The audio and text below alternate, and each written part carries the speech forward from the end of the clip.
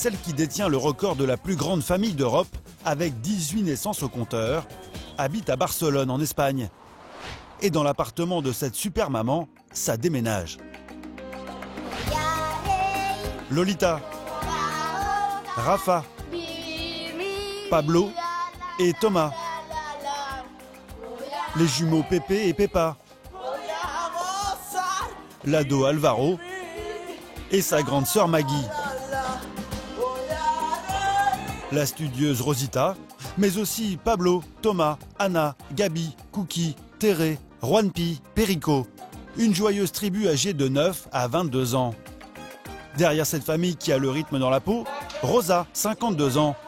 Malgré le décès de son mari il y a 3 mois, elle garde une pêche d'enfer.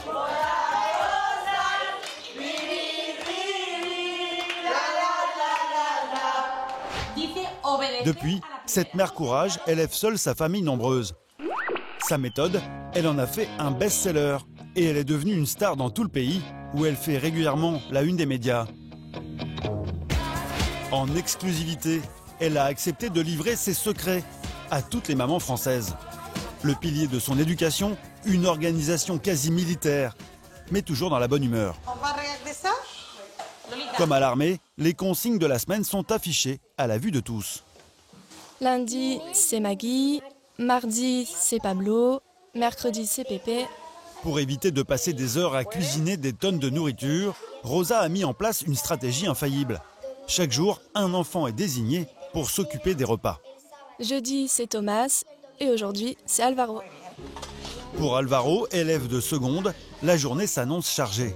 Aujourd'hui, il a une grande responsabilité. Nourrir ses 15 frères et sœurs vivant encore dans l'appartement familial. Et pas question de négliger les tâches quotidiennes. Il faut que ce soit toujours très bien tiré pour qu'il n'y ait pas de plis. Je suis les consignes. Alvaro a prévu de cuisiner du poulet pour toute la maisonnée. Mais pour réaliser un repas de chef, il faut déjà aller faire les courses. Une mission de taille quand on est une demi-douzaine au supermarché.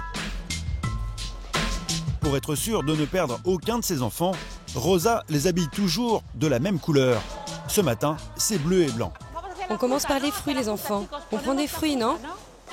Rosa a fait sa liste de courses et elle ne compte pas dépenser un centime de plus. Mais pour respecter son budget, la mère de famille doit être vigilante à chaque instant. On va prendre un melon. Ça fait combien le melon? Il nous faut des légumes verts et on ira prendre des bananes aussi. Ici, il y a les pâtes. C'est là, les pâtes. On continue, les enfants? Lolita, 7 ans, ne l'entend pas de cette oreille. La petite fille est prise d'une envie soudaine de dessert. Je veux des yaourts, maman, des yaourts, s'il te plaît. Fais-moi voir ce que c'est.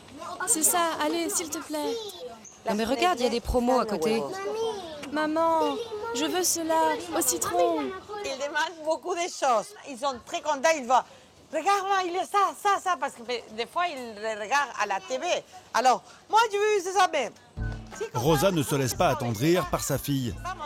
Grâce à son travail de commercial, elle gagne 3 000 € par mois. Mais pour cette super maman, économiser est une question de principe. Non, la marque Discount. Ça, c'est pas bien. Alors, on le laisse ici. Voilà. Si tu prends cette marque, la deuxième est encore moins chère. Et ça, je peux le prendre? Ça, c'est bon. Vous voyez, on apprend à faire des économies avec les produits Discount. C'est toujours moins cher que les marques. Et quand Lolita n'en fait qu'à sa tête, les grands appliquent scrupuleusement les consignes de la maman. Non, ne prends pas ça. Pourquoi tu l'enlèves? On t'a dit la marque Discount. C'est ça ou rien? Vous, les grands, vous avez tout compris. Quelques centimes d'euros d'économie par produit, mais à l'échelle du caddie de la plus grande famille d'Europe, ça vaut le coup. J'achète beaucoup, tous les mois.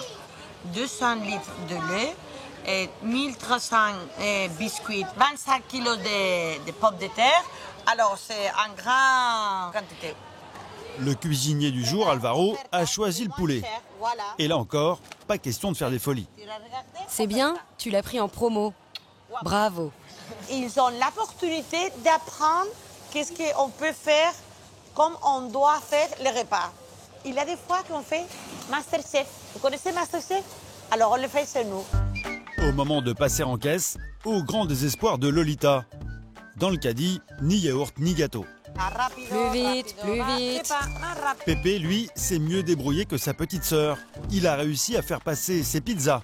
Et pour cela, il a rusé. J'ai dit à maman que c'était pour mon anniversaire et celui de Peppa. Ça va être génial avec toutes ces pizzas. Au total, 600 € rien que pour une semaine de courses. Merci beaucoup. Au supermarché comme à la maison, les enfants n'ont pas de répit. Car chez Rosa, tout le monde participe. Il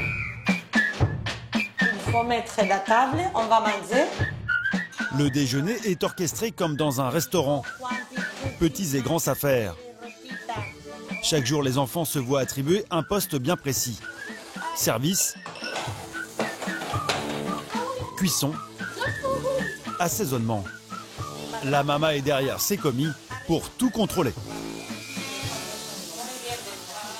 T'aimes bien cuisiner? À 15 ans, Alvaro est plus aguerri que son petit frère. Il a même ses propres recettes. Je farcis mon poulet avec des pommes de terre, des oignons, du sel, des poivrons et plein d'épices. C'est tout. Ici, tout se fait toujours en famille. Mais parfois, l'adolescent aimerait être un peu plus tranquille. Ici c'est génial, mais il y a des moments où c'est quand même difficile de vivre dans une famille aussi grande. Il y a un endroit où t'es vraiment seul, c'est les toilettes.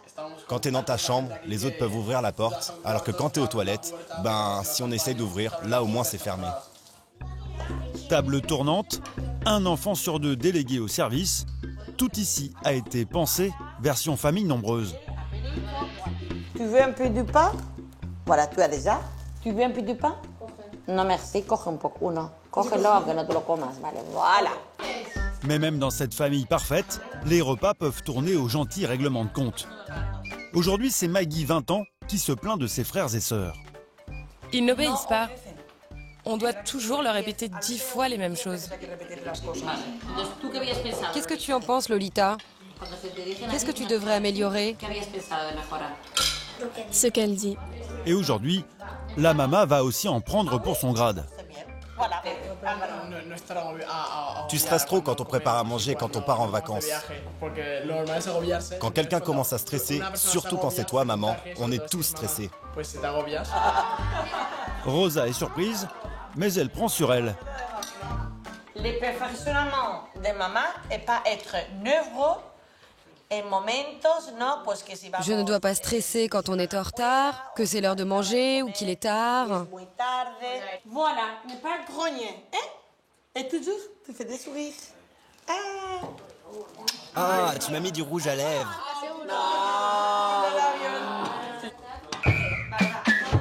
Sortie de table. Le régiment sait exactement ce qu'il a à faire.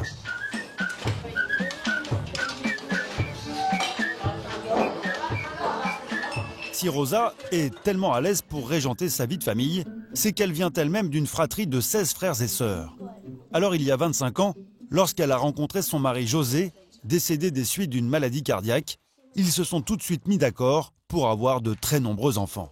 On a rêvé d'avoir une grande famille parce que mon mari il vient d'une famille de 14 enfants, moi de 16 enfants. Pour mon mari et moi, c'était vraiment un cadeau d'avoir chaque année un garçon, une fille.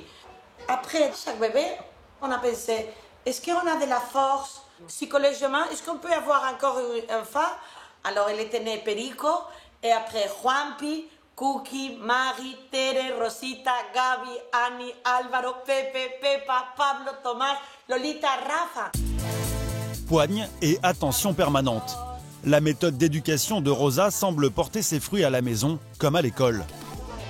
Aujourd'hui, c'est inspection des bulletins scolaires.